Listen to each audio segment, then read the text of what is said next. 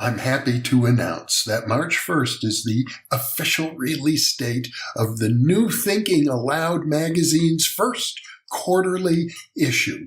You can download free PDF copies from the website of the New Thinking Aloud Foundation. If you like a high-quality printed edition as a collectible, you can order it from magcloud.com.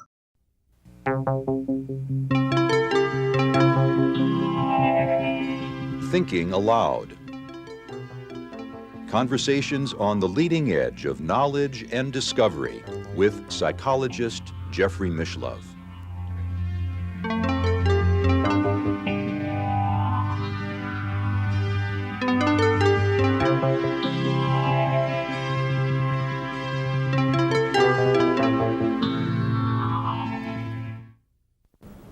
Hello and welcome. I'm Jeffrey Mishlove. Our topic today is self-acceptance, accepting and understanding ourselves, our deep selves. And with me is Swami Dayananda, a member of the Order of Sannyasins, or Spiritual Renunciants. Swami Dayananda is the author of several books, including The Value of Values, Who Am I?, and commentaries on the Bhagavad Gita. He is a teacher of Vedanta, a spiritual tradition that dates back several thousand years to the ancient Vedas and Upanishads of India. Welcome, Swami. Thank you. It's a pleasure to be with you. You know, it seems, and you describe as we look at our daily life, normal society all around us, you've suggested that all of our human activities are motivated by the lack of self-acceptance, a search for wholeness, a striving to be something that we think we are not. Yeah, that's true, and it is evident in our in anybody's pursuit, whether it is an Indian or an American or a man or a woman or a young man or an old man. You see that there is always a struggle on the part of everyone to be different from what I am, from what one is. And so that attempt to be different itself stems from a self non-acceptance. All is not well with me, and therefore I have to be different. And in order to be different, we try to manipulate situations to our own likes and dislikes, and so that we can be acceptable to ourselves. And therefore all the time one seeks self-acceptance. So this problem is a fundamental problem. I see it as a fundamental problem. Mm-hmm. And therefore the solution is only in oneself, and it cannot be elsewhere. Because if I am the problem, because I am not acceptable to myself is the problem, and therefore I am the problem. If I am the problem, and nobody else is going to be the solution, so I am the solution. Mm-hmm.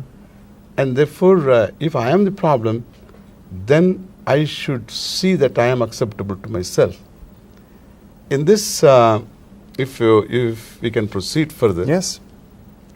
In this, any positive thinking is not going to help me, because positive thinking is sometimes it's good, but then the negative thinking also is as valid. What I don't have is as true as what I have.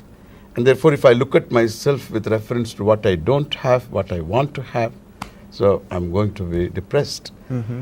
And therefore, any amount of change on the part of myself is not going to change me fundamentally, because if I am a limited being in my vision, mm-hmm.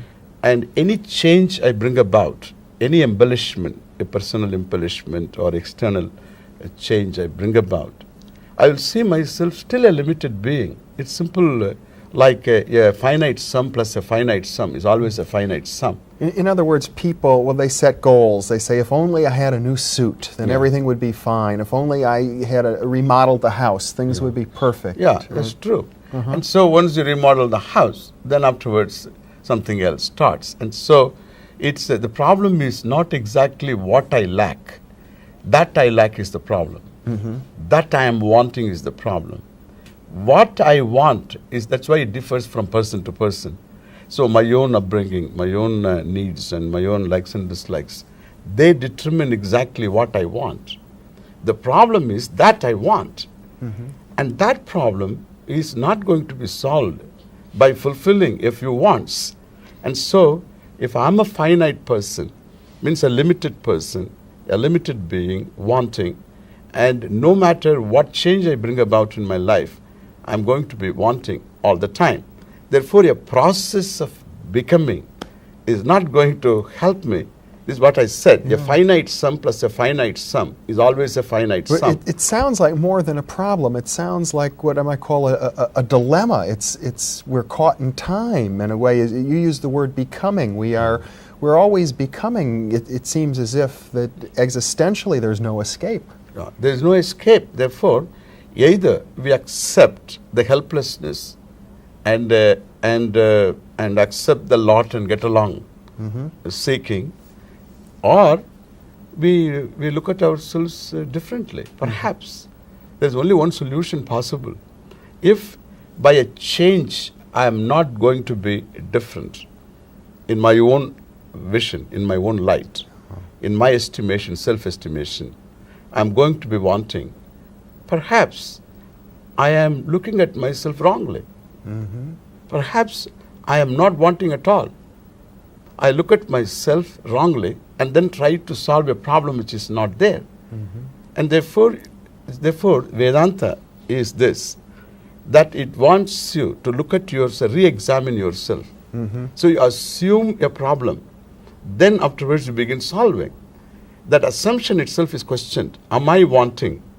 So you question that very, very fundamental notion about myself.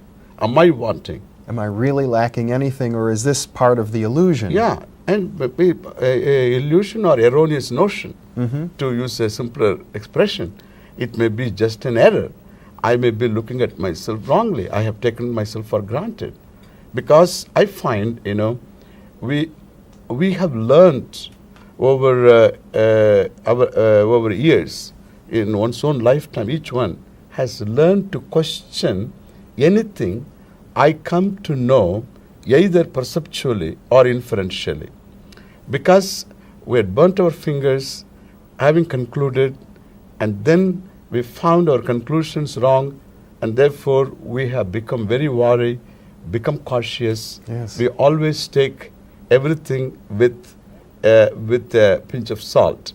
And always there is the probability, the concept of probability governs all our knowledge pursuits, and which is very healthy.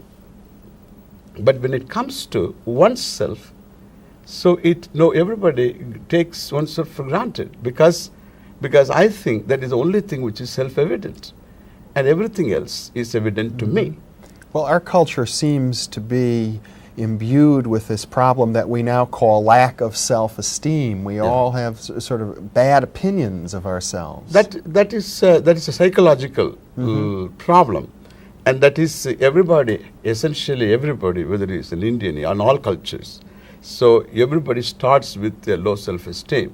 When you say I am a mortal, that is a low self-esteem. And so, so within that, I am a mortal. Within the fact that I am a mortal, that I am subject to aging, that I am a man of limited knowledge and limited powers.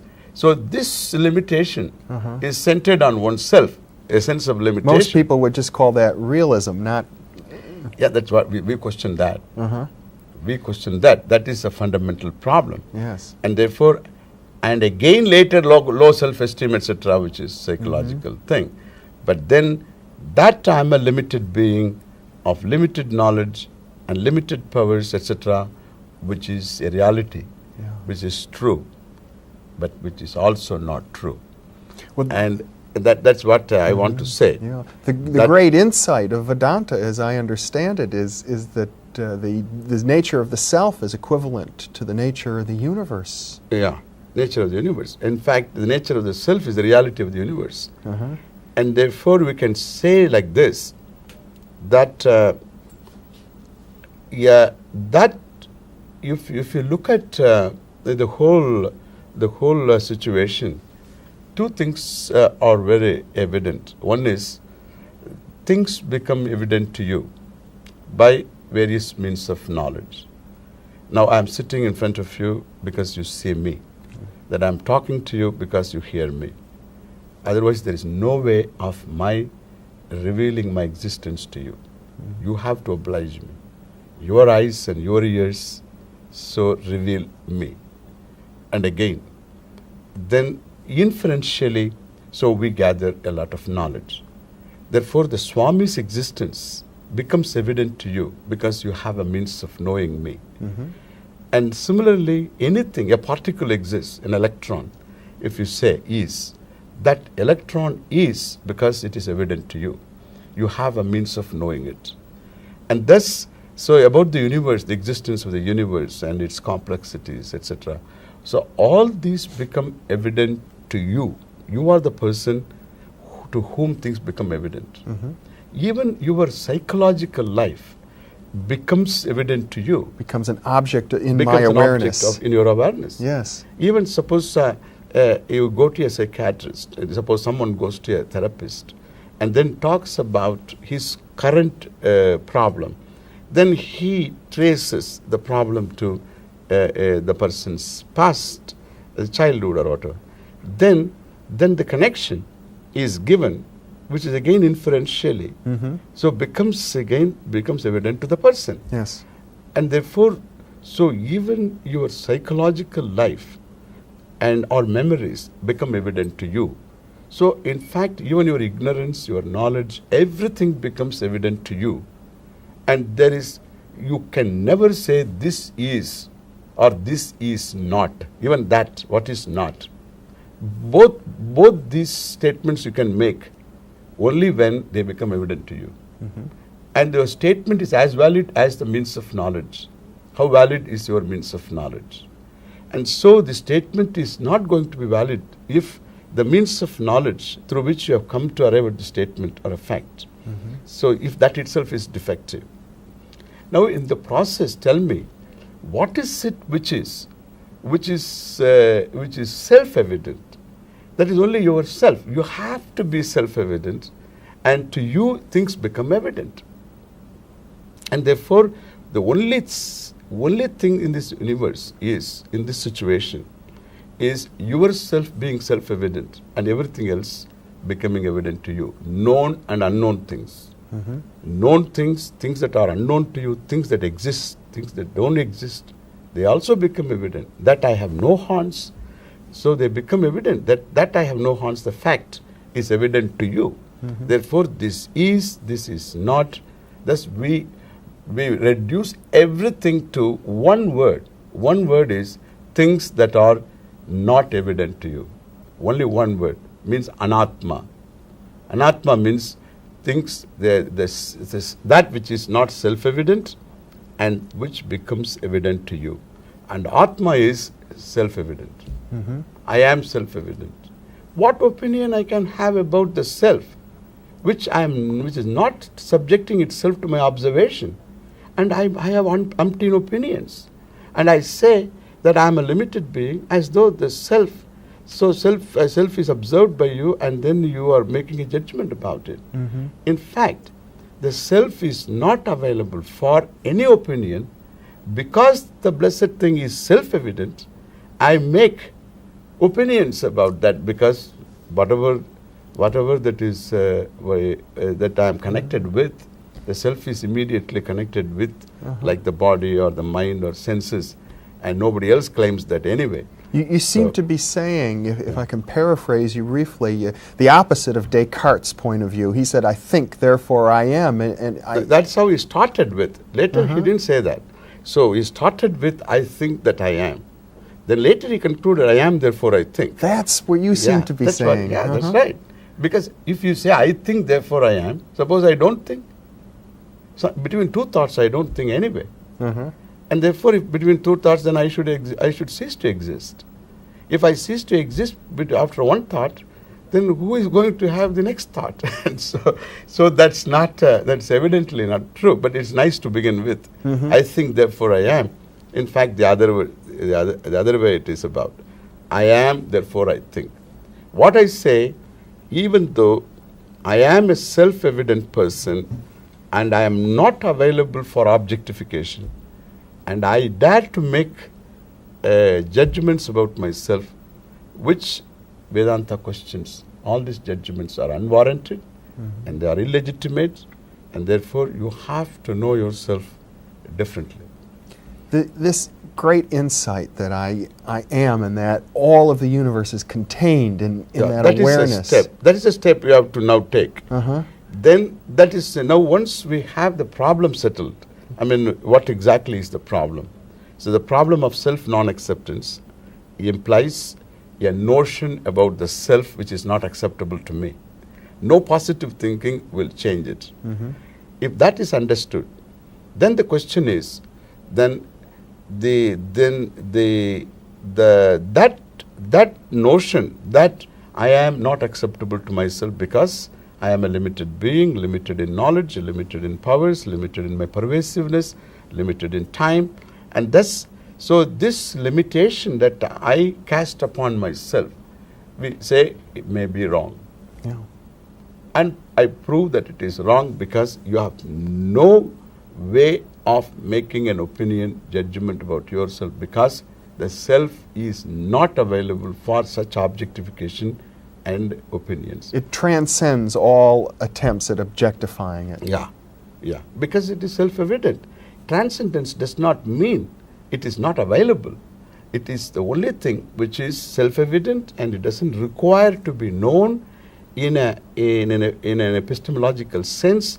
It is not something that I have to objectify in order to know, like you are knowing me, that the Swami is sitting here close to me is because you are seeing me. A similar situation you don't have with reference to the self. Now, let us proceed here. Now, if this is so, then the question is that universe contains, etc., that it contains the universe, etc., is the thing to be discovered. And that is called the teaching. Vedanta is this teaching, is unfolding about the self. Now, first negating what I am not. Now, with the negation of what I am not, my notions also get negated, because all my notions are point of view. Based upon, so what I think that I am, and even though that I am not, like even if I say the body is myself, then you can say I am white, I am black, I am man, I am woman, I am old, I am young, I am Caucasian, I am Polynesian, I am Negritan, and like this you can have a number of notions. Then again, in this culture, you have got other thing. I am blonde, and that is just, I am blonde means I am equal to the color of the hair. I am blonde. The another fellow says I am bald. This is amazing. At least the woman has got the color of the hair, and this fellow doesn't have the hair, and he says I am bald, and so that means I am a non-existent hair. I don't know what it is, but anyway, these are all notions based upon your own understanding and appreciation of your physical body. Right. The thing is, the body is anatma, means it is evident to you. If it is evident to you, then how can you say this is me? It is okay, I can say body is me, but I am not the body. I may be. See, sometimes the equations are funny. Yeah. Like suppose an actor A plays the role of a beggar B, then the B is A, because there is no role without the actor. Therefore, B is A, but that doesn't mean A must be B. So A is not B. So the body is myself, because I am very much with this body. There must be some reason for it. There is an explainable reason too, but the body is an observed fact. Yeah. And similarly, so if the body is white, body is white. If it is black, it is black. I am black is to take the color of the epidermis, the pigment of the, I am black when you say I am a pigment, I am the pigment of the skin. So that is a funny equation. I mean, in other words, as soon as I try and define myself and say I am this or I am that, whatever my definition is has already become an object in my consciousness, and therefore it cannot really be me. It can only be something that I perceive. Yeah, that's true. So the physical body you perceive and its attribute you take on to yourself only because the self is not evident. And that's a logical error, is what you're saying. It's a logical That's- error. But which we always seem to make. We fall into that error all the time. It's a perceptual error. It's a judgmental error. Yes. It's a judgmental error. That the body is black is true. Perceptually it is true. But in judgment, I am black is a judgmental error. And like even, the sun rises in the eastern sky. It is true. Therefore, it travels all the time is an error in judgment. And so here perceptually, the body is black, that it is weak, that it is fat is true. But I am fat is a judgment. That means I am equating the body which I objectify as myself to proceed further. Similarly, I am blind if I say. I equate the eyes as myself. Eyes themselves are available for my perception. That they see, that they don't see, my ears hear, they don't hear. And these senses themselves are subject to objectification. And similarly, if I say I am restless or something, then the mind, a condition of the mind and myself become one and the same. And that's again, an unobserved mind cannot be the basis for a judgment. I mean, even restlessness becomes an object Sure. in our consciousness and Yeah. therefore can't really be us. Yeah, how can it be? Because if I don't know the restless mind, then I can't say I am restless. If I know the restless mind, I cannot say either. I cannot say that I am restless. And therefore, so the mind is also an observed fact. Memories are another type of thinking. Yes. So recollection. We call it chittam. Any doubt, we call it manaha. Emotion, manaha.